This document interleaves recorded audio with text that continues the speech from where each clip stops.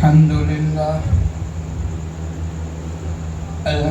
لله وحده والصلاة والسلام على من لا نبي بعده أما بعد أعوذ بالله من الشيطان الرجيم بسم الله الرحمن الرحيم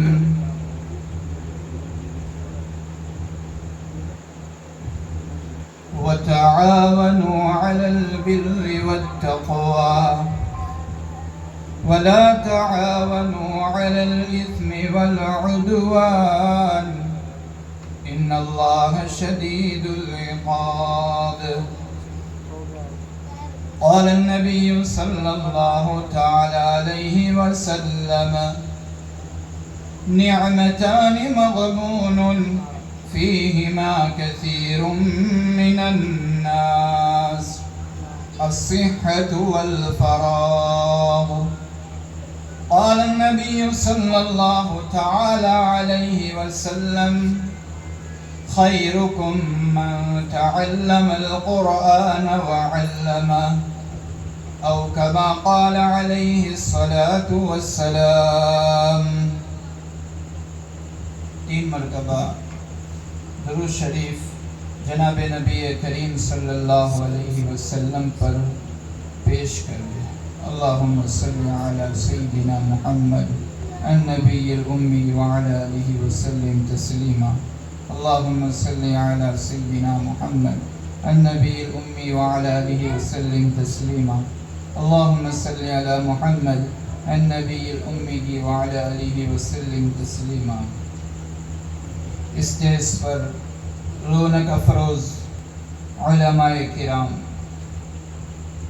اسی طریقے سے ہمارے ناظم صاحب، اسی طریقے سے اس بستی کے نوجوانوں، بزرگوں اور دوستوں اور اس مدرسے کے ابھرتے ہوئے ستاروں،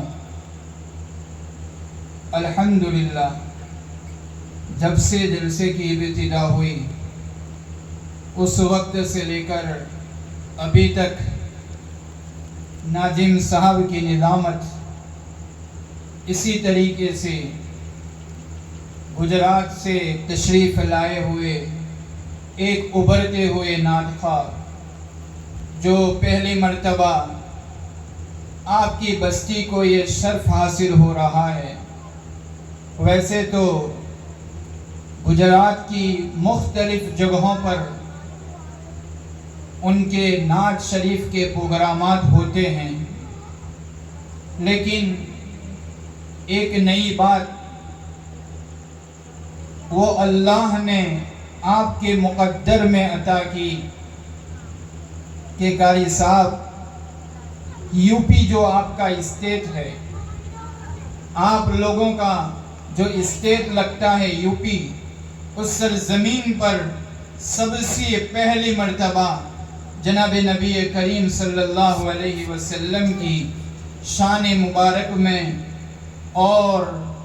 مدینہ شریف کی یاد کے متعلق ایسے اشعار پڑھے ہیں جو دلوں کو جھنجھوڑ دینے والے ہیں. اسی طریقے سے اس مدرسے کی چھوٹی چھوٹی بچیاں آپ حضرات کے سامنے، اس کے بعد ایک بچی نے تقریر کی، قرات بھی سنی. اسی طریقے سے اس بستی کے امام صاحب ہیں ماشاءاللہ، ان کا بھی ہم نے ابھی خطابت سنا. اب میں یہ اصلاح معاشرہ کے اوپر یہ جو جلسہ منعقد ہوا ہے، لیکن اصلاح معاشرہ جو ہے ایک بہت بڑا مضمون ہے، ایک بہت بڑا ٹاپک ہے. ایسا سمجھ لیجئے کہ پورا دن جو ہمارا دین اسلام ہے پورا اصلاح معاشرہ کے اندر آ جاتا ہے. لیکن جیسے ہمارے امام صاحب نے ابھی آپ کے سامنے بات کی کہ آج دعووں کی ضرورت نہیں ہے، آج دعووں کی ضرورت نہیں ہے. ہم کو جس چیز کی اس فتنوں کے دور میں ضروری ہے وہ ہر چیز کو، ہر اچھی چیز کو عملی جامہ پہنانا ہے. اور اس کے لیے میں بولنے والا اور آپ سننے والے اور جہاں تک ہماری آواز پہنچ رہی ہے یا پہنچے گی، ان سب کے دل میں یہ بات ہونی چاہیے کہ اللہ نے ہمیں اس روئے زمین پر جس مقصد کے لیے بھیجا ہے وہ مقصد کے اندر ہمیں مکمل کوشش کرنی ہے. اور جو انسان کوشش کرتا ہے اللہ تبارک و تعالی اس کی محنتوں کو اڑائے گا اور بیکار نہیں کرتا. آپ جانتے ہیں، میں آپ کو مثال کے ذریعہ بات سمجھاؤں. آپ کی ہی بستی کی ایک بچی نے ابھی تقریر کی، سمجھ لیجیے انہی کے استاد نے انہی کے پیچھے محنت کی. چاہے بچی 2 منٹ یا 3 منٹ تقریر کر کے چلی گئی، لیکن ابھی چھوٹی بچی ہے، پودا چھوٹا ہے، اس کو جتنا بھی پانی پلاؤ گے آگے چل کر دین کی ایک بڑی خادمہ بن سکتی ہے انشاءاللہ. لیکن اس کے لیے ہم والدین کو، ہم ماں باپ کو اس کے اوپر توجہ دینے کی ضرورت ہے. اور یہ ہمارے نونہال یہ جو تیار ہوتے ہیں وہ مکاتب کے اندر تیار ہوتے ہیں. ایک دارالعلوم میں پڑھنے والا طالب علم، لیکن اس کو بھی جہاں تک وہ حروف ثناسی نہیں پڑھے گا، اس طریقے سے بغدادی قاعدہ احسن القواعد نہیں پڑھے گا، وہاں تک وہ بخاری کی بات تک نہیں پہنچ سکتا. سمجھ میں آیا کہ بنیادی تعلیم بہت ضروری ہے. اور آج ہمارا صرف یوپی نہیں بلکہ ہر اسٹیٹ کو اٹھا کر دیکھ لیجئے، ہر صوبے کو اٹھا کر دیکھ لیجئے، ہمارے ایمان کے لٹیرے ہر طریقے سے ہمارے ایمان کو سلب کرنے کے لیے طرح طرح کی اسکیمیں اپنا رہے ہیں، پروپیگنڈے کر رہے ہیں، سازشیں کر رہے ہیں. یاد رکھو دنیا میں سب کچھ مل سکتا ہے، لیکن اللہ کی طرف سے سب سے بڑی جو نعمت اور دولت ملی ہے وہ ایمان کی ہے. میں آپ کو سمجھا دوں ایمان کتنی بڑی نعمت ہے، کتنی بڑی نعمت ہے. ایک ایمان والا اپنے کسی مسلمان بھائی کو صرف نہیں بلکہ کوئی غیر مسلم ہوگا جس نے ایمان کے بولے نہیں ہیں، اس کو پیاس لگی، اس کو پانی پلایا، اللہ اس بندے کو، اس پانی پلانے والے کو دنیا کے اندر بھی اجر دیتا ہے اور آخرت میں انشاءاللہ اس کا اجر ہم کو مل کر رہے گا. لیکن اگر کوئی غیر مسلم، اگر کوئی ایمان کے اندر داخل نہیں ہے اور اس کے پاس جا کر کوئی پانی مانگتا ہے اور وہ پانی پلاتا ہے تو اس کا بھی بدلہ اللہ اس روئے زمین کے اوپر عطا کرے گا، لیکن اوپر کی کوئی گارنٹی نہیں ہے. ہاں ہمارے اجر کی گارنٹی ہے دنیا کے اندر. تو دیکھو چیز ایک ہی ہے کہ پانی پلایا جا رہا ہے، لیکن ایک ایمان والا ہے اور ایک غیر ایمان والا ہے. لیکن یہاں پر جب اجر کی بات آتی ہے اللہ دونوں جہان میں یعنی دنیا اور آخرت دونوں میں اجر دے گا. لیکن غیر مسلم کے بارے میں کوئی ایسی بات کتابوں میں ملتی نہیں. یہاں پر ان کا اجر مل سکتا ہے، آخرت کی کوئی گارنٹی نہیں. میرے بھائیوں ایسے ہی ضرورت ہے خطبہ مسنونہ کے بعد جو آیت کریمہ تلاوت کی، اللہ تبارک و تعالی اسی بات کی طرف اشارہ کرتا ہے وَتَعَاوَنُوا عَلَى الْبِرِّ وَالتَّقْوَى، آپس میں ایک دوسرے کی اعانت اور مدد کرو. کس میں؟ البر. بر کہتے ہیں مکمل، بر مانا نیکی، مکمل نیکی کے کاموں میں. اور نیکی صرف یہ نہیں ہے، قرآن کی ایک آیت دوسری آیت کی تفسیر کرتی ہے. لیس البر ان تولوا وجوہکم قبل المشرق والمغرب. یاد رکھو، لیس البر وہاں پر بھی بر ہے، وتعاونوا علی البر پر بھی بر ہے، اور یہاں پر بھی بر ہے. لیکن اللہ فرماتا ہے کہ بر یعنی نیکی صرف یہ نہیں ہے ان تولوا وجوہکم، کہ تم رخ کرو قبل المشرق والمغرب، کہ تم مشرق کی جانب اور مغرب کی جانب، جیسے ہم قبلہ ہمارا ہے ہم اس کی جانب کھڑے ہو کر نماز پڑھتے ہیں. تو صرف اتنا نہیں کہ عبادات یعنی ہم نے نماز پڑھ لی، جس طریقے سے قرآن کی تلاوت کر لی، جس طریقے سے دوسرے کچھ کام کر لیے، اس سے ادا ہو جائے گی؟ نہیں. وَلَكِنَّ الْبِرَّ مَنْ آمَنَ بِاللَّهِ وَالْيَوْمِ الْآخِرِ. کامل نیکی وہ ہے اللہ اور اس کے رسول پر ایمان لانا. دیکھو یہاں پر ایمان کی اہمیت سمجھائی جا رہی ہے. وَلَكِنَّ الْبِرَّ مَنْ آمَنَ بِاللَّهِ وَالْيَوْمِ الْآخِرِ. پھر آگے اللہ نے فرمایا وَالْيَتَامَى وَالْمَسَاكِينَ وَابْنَ السَّبِيلِ، جو یتیموں کی مدد کرتا ہے. والمساکین وابن السبیل، مسافروں کی مدد کرتا ہے. میرے بھائیوں، آج ہمارے ایمان کو ختم کرنے کے لیے اور یہاں تک کہ ہمارا مطالعہ اور ہماری اسٹڈی اور ہمارے تجربات اور ہمارے شعور اس بات کو تسلیم کرنے کے اوپر مجبور ہو چکے ہیں کہ اگر ہماری نسل کو آئندہ ہماری دعا کے بن ہو جائے، اس سے پہلے ہماری نسل کو، ہمارے بچوں کو، ہماری بچیوں کو، ہماری عورتوں کو، ہمارے نوجوانوں کو، ہمارے بڑوں کو، ہمارے بوڑھوں کو اگر ہم اچھی حالت میں دیکھنا چاہتے ہیں اور ہم چاہتے ہیں کہ ہم ہماری قبر کے اندر آرام فرما رہے ہو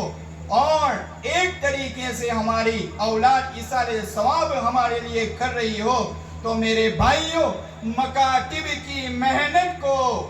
آگے بڑھانا بہت ضروری ہے. اور میں آگے بڑھ کر یہاں تک کہوں گا،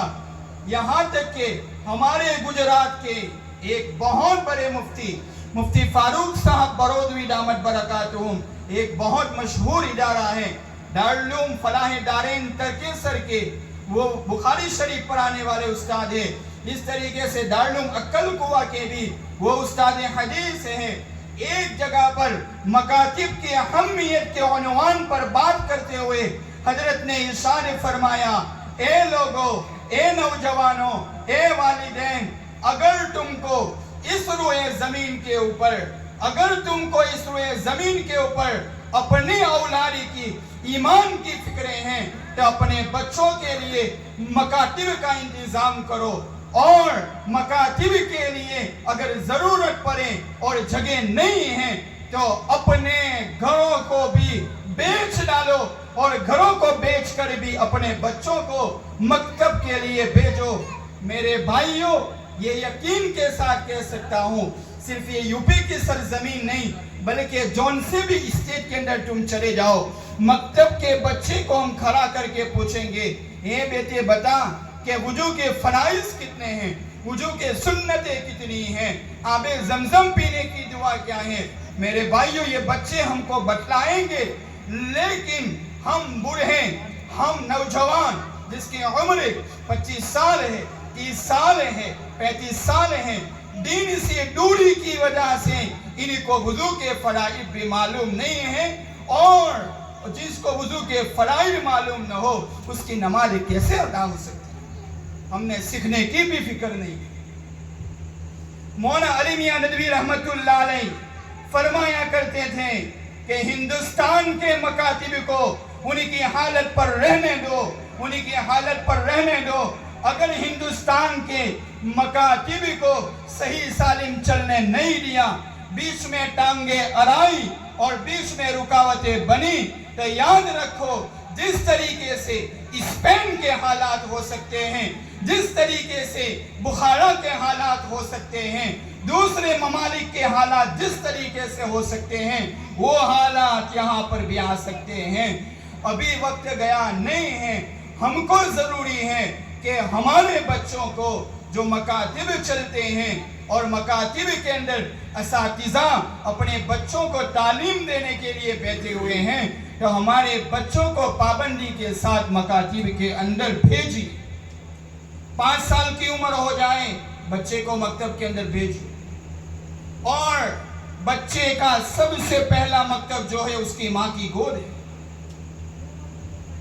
ماں کی گود کے اندر بچہ جو سیکھے گا آگے چل کر وہی وہ کام کرے گا۔ میرے بھائیوں، ہم یہ رونا روتے رہے اور ہم یہ بات کرتے رہے کہ امت کے اوپر حالات ہے، امت کے اوپر حالات ہے۔ ہمارے استاد محترم اس بات کی طرف اشارہ کرتے تھے کہ امت بہت سالوں سے رونا روتی ہے کہ امت پر حالات ہے، دشمنوں نے حملہ کیا ہے، فلاں نے حملہ کیا ہے، فلاں نے حملہ کیا ہے۔ لیکن میرے بھائیوں، یہی رونا روتے رہیں تو استاد نے اس کا حل بتلایا کہ وہ حالات کو درست کرنے کے لیے اگر ہم پہلا قدم اپنا اٹھائیں گے تو انشاءاللہ ایک آدمی جو محمد صلی اللہ علیہ وسلم ہیں وہ آگے چل کر کھڑے ہوئے، اور انہوں نے مکہ کی سرزمین سے نکلے تھے، لیکن جب ایک فکر کے ساتھ نکلے تھے تو میرے بھائیوں، یہ دین کی محنت کو، یہ مکاتب کی جالے کو، یہ مدارس کی جالے کو، یہ خانقاہوں کی جالے کو اللہ نے دنیا کے اندر اور دنیا کے چپے چپے کے اندر پہنچا دیا۔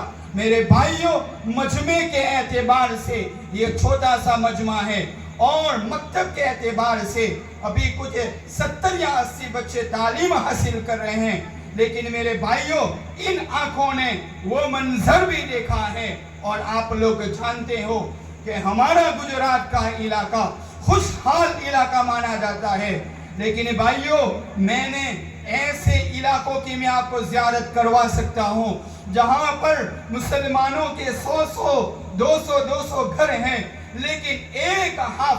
ایک کو حافظ نہیں بناتے۔ آج ہم کو دین کی تعلیم کی بھی ضرورت ہے، دنیا کی تعلیم کی بھی ضرورت ہے، لیکن دنیا کی تعلیم کو ہم آگے رکھتے ہیں، مقدم رکھتے ہیں۔ ہمیں انجینئر کی بھی ضرورت ہے، ڈاکٹر کی بھی ضرورت ہے، لویر کی بھی ضرورت ہے، وکیل کی بھی ضرورت ہے، جج کی بھی ضرورت ہے، IAS آفیسر کی بھی ضرورت ہے، سب چیزوں کی ضرورت ہے۔ لیکن آج ہم نے ایک آنکھ سے دیکھا،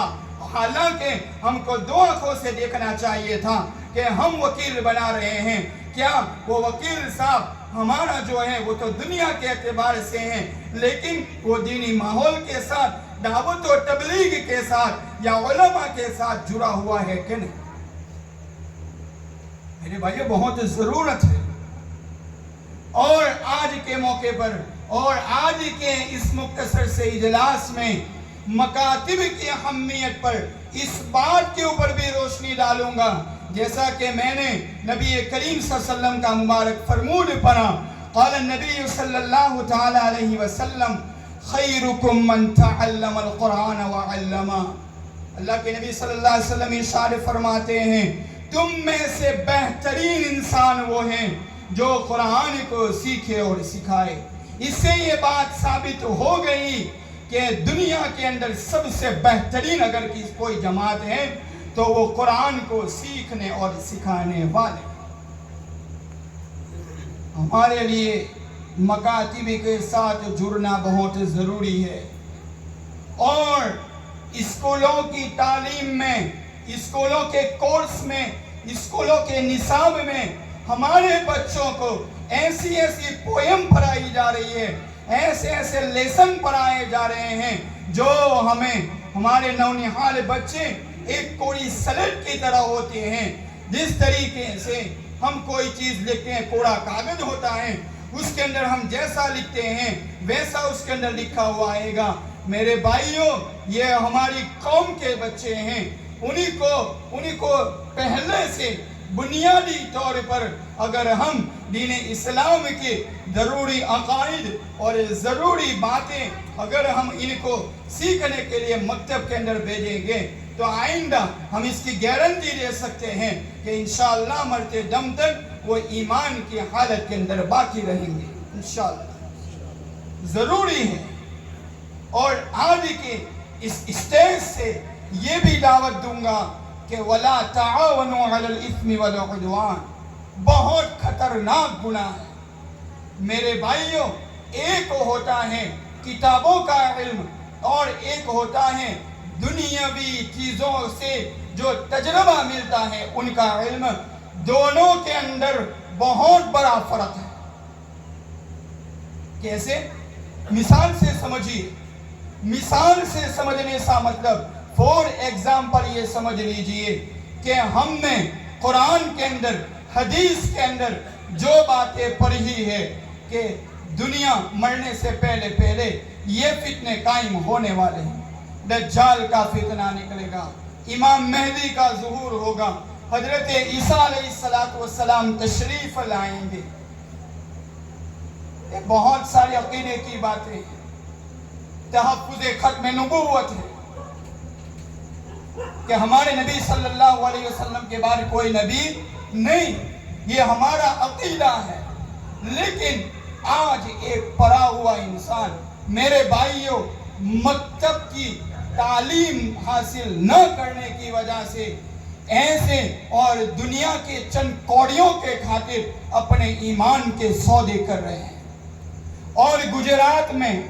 ان آنکھوں نے یہ منظر دیکھا ہے۔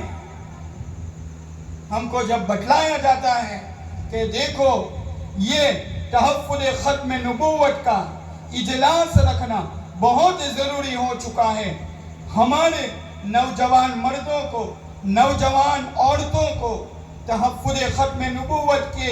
پلیٹ فارم سے یہ بات سمجھانا بہت ضروری ہو چکا ہے کہ آخری نبی اور آخری رسول جناب محمد رسول اللہ صلی اللہ علیہ وسلم ہیں، ان کے بعد کوئی نبی آنے والا نہیں ہے۔ لیکن آج امت کا ایک طبقہ یہ عقیدہ نہ جاننے کی وجہ سے اور دین کی تعلیم کے اندر کوڑے رہنے کی وجہ سے آج وہ ایسا ماننے کے اوپر یہ تلے ہوئے ہیں اور مجبور ہو چکے ہیں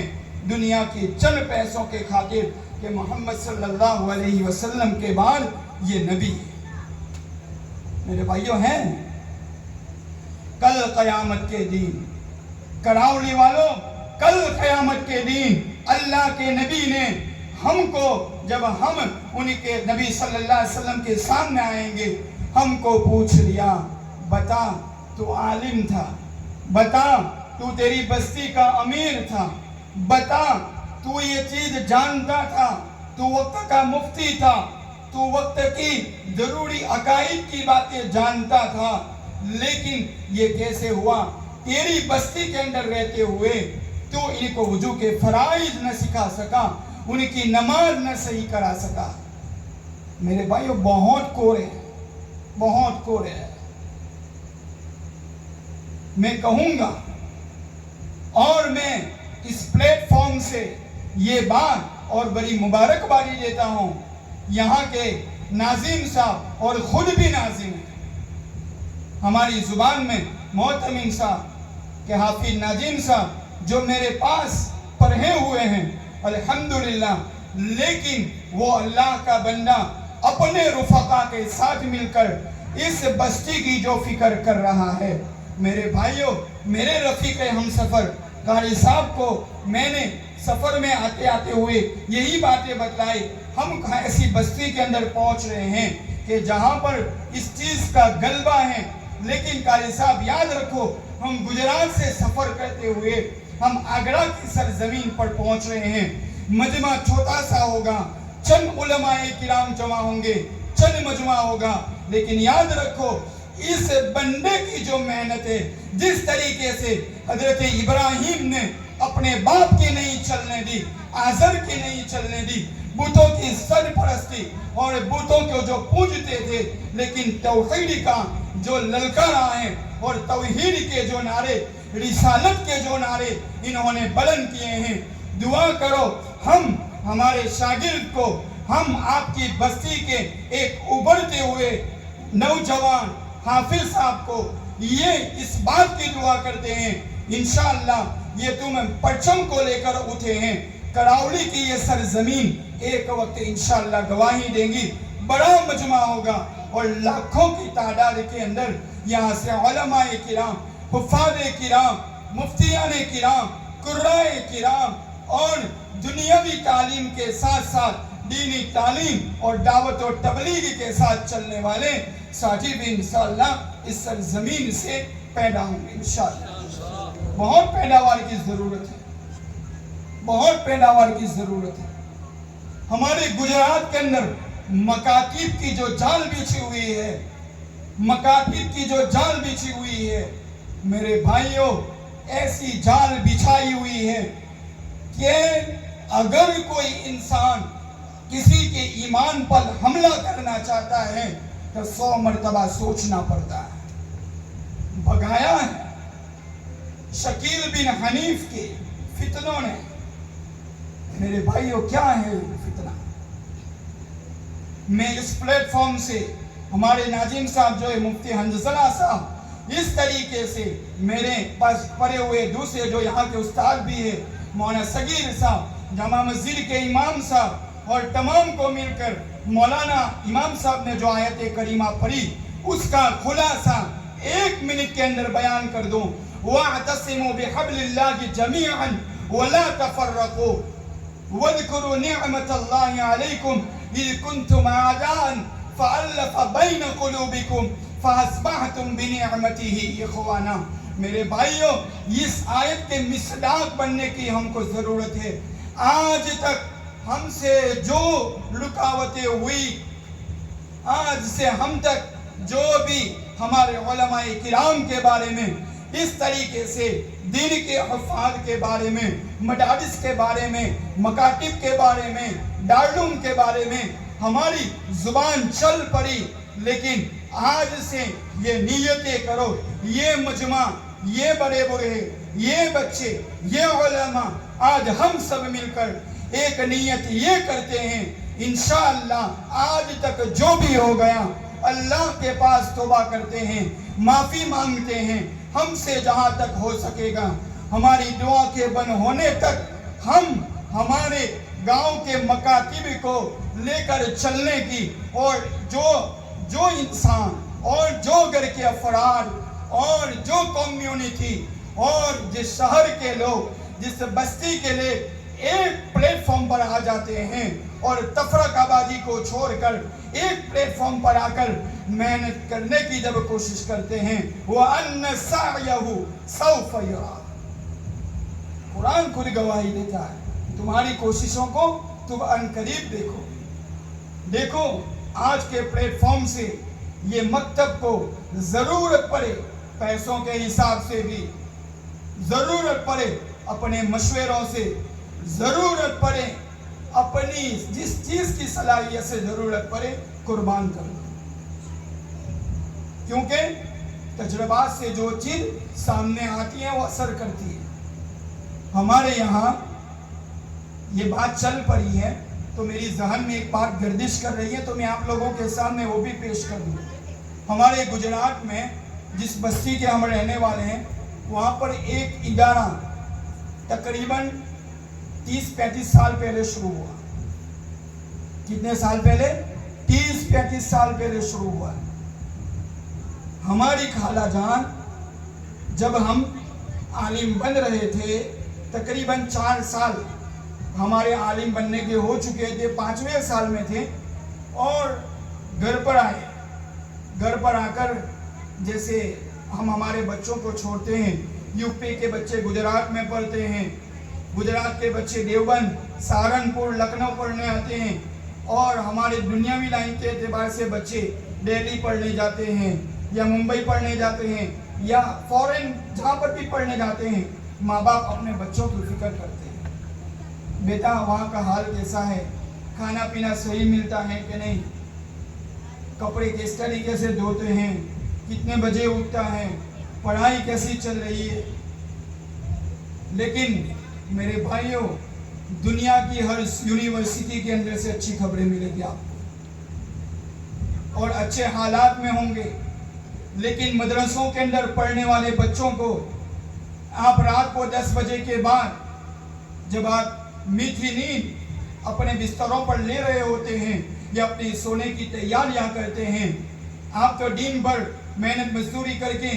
400-500 روپے کما لیتے ہوں گے، 300 روپے 200 روپے کما لیتے ہوں گے، لیکن وہی بچہ جن کو آپ نے مدرسے کے لیے وقف کیا ہے، مدرسے میں عالم حافظ بننے بھیجا ہے، اس بچے کی زندگی کو دیکھیں۔ کبھی تو وہ بچے اپنی دینی تعلیم کو کہ میرے ماں باپ نے مجھے ایک ذمہ داری سمجھ کر کہ میرا بچہ بڑا ہو کر حافظ ہوگا، میرا بچہ بڑا ہو کر عالم ہوگا، میرا بچہ بڑا ہو کر مفتی ہوگا، میرا بچہ بڑا ہو کر ایک اچھا وکیل بنے گا، دین کے ساتھ وکیل بنے گا، اور بستی والوں کو بھی یہ چیز کی امید رہتی ہے، جیسے کراؤلی کا کوئی بچہ ہو، کراؤلی کا کوئی بچہ دیوبند میں پڑھنے گیا تو بستی والوں کو امید ہوتی ہے، آج تک ہمارے گاؤں کے اندر سے کوئی عالم نہیں بنا تھا، یہ بچہ فلانے کا ہے اور اتنی اچھی محنت کے ساتھ پڑھے گا، دارالعلوم دیوبند کے اندر تعلیم حاصل کرے گا اور یہاں پر آ کر ہمارے بچوں کو دینی تعلیم دے گا تو ایک دینی تعلیم کا ماحول پیدا ہوگا۔ میرے بھائیوں، لیکن وہی بچے سے پوچھو کہ رات کو 10 بجے کے بعد تیرے اوپر کیا گزرتی ہے؟ بچہ پڑھنے بیٹھتا ہے، دوپہر کو پڑھنے بیٹھتا ہے، اس کو اپنی ماں کی یاد آتی ہے، بستر پر جاتا ہے، کمرے کے اندر 4-5 بچے ایک کمرے کے اندر رہتے ہیں، کوئی تو ہوتا ہے دہلی کا رہنے والا، کوئی ہوتا ہے آگرہ کا رہنے والا، کوئی لکھنؤ کا رہنے والا اور کوئی کہاں سے رہنے والا، لیکن وہی بچے دین کی نسبت پر جب ایک روم میں سوتے ہیں اور بچے کے وہ مدرسے میں پڑھنے کے ابھی تو 5 دن 6 دن جو اپنی ماں اور باپ نے، والدین نے اپنے اوپر اپنے کلیجے کے اوپر ایک پتھر رکھتے ہوئے ان مدرسے والوں کو حوالے کیا ہے، وہ مدارس میں پڑھنے جاتا ہے، جو یہاں پر اچھی سبزی کھانے والا، اچھی روٹی کھانے والا، رات کو اپنی ماں کی گود کے اندر سونے والا بچہ آج ایک مدرسے کے روم میں آرام کر رہا ہے، لیکن جب وہ تکیے کے اوپر اپنا سر لگاتا ہے تو اس کو اپنی امی کی محبت یاد آتی ہے، اپنے باپ کی شفقت یاد آتی ہے۔ قربان جائیے میرے بھائیوں، قدر کر لو، ان علماء کی قدر کر لو، ان حفاظ کی قدر کر لو، تمہاری بستیوں کے اندر علماء ہیں، حفاظ ہے، مکتب ہے، مسجد ہے، قدر کر لو، ورنہ ان آنکھوں نے یہ بھی دیکھا ہے کہ پانی ہوتا ہے، ایک پانی کا گلاس ہوتا ہے، تو بچے کو جب کھانا جیسے گھر پہ ملنا چاہیے، مدرسوں کے اندر جب کھانا، کیونکہ وہ اتنی محنت کرتا ہے کہ اس کو بھوک لگتی ہے، جب بچہ پیسے نہیں ہوتے اور وہ جو بسکٹ ہوتی ہے وہ بسکٹ کو پانی کے اندر بھگو کر کھاتا ہے، تمہارے رونگٹے کھڑے ہو جائیں گے۔ میرے بھائیوں، ایسی محنت کرتے ہیں، تم ایئر کنڈیشن کے اندر سوتے ہو، وہ بچے گرمیوں کی بلبلاتی ہوئی گرمی کے اندر وہ اپنا قرآن یاد کرتا ہے، ناظرہ قرآن یاد کرتا ہے، اسی طریقے سے عالم کلاس کی کتابیں یاد کرتا ہے۔ میرے بھائیوں، بہت قربانیاں دیکھا ہے، تب جا کے ہمیں مسجد کا امام ملتا ہے، یہی مسجدوں کے اندر پڑھانے والے، تراویح پڑھنے والے حفاظ ملتے ہیں، اس طریقے سے ہماری نماز پڑھانے والا ایک امام ملتا ہے، نکاح پڑھانے والا ملتا ہے۔ ان مدارس کے اوپر اور ان مکاتب کے اوپر ہم سے کچھ بھی نہ ہو سکا تو خاموشی اختیار کرو۔ ہم نے اگر ہمارے کسی بد فعل کی وجہ سے یا ہمارے کوئی غلط مشورے کی وجہ سے اگر یہ مکاتب بند ہو گئے، کل قیامت کے دن اللہ اور اس کے رسول کو جواب دینا بھاری پڑ جائے۔ ہمارے یہاں ایک مدرسہ ہے اور پورا گاؤں خوشحال ہے، پورا گاؤں خوشحال. لیکن جب مدرسے کی بنیاد ڈالی جا رہی تھی، میں اس واقعے کو اس وجہ سے کہنے کے اوپر مجبور ہوں کہ ان آنکھوں کے سامنے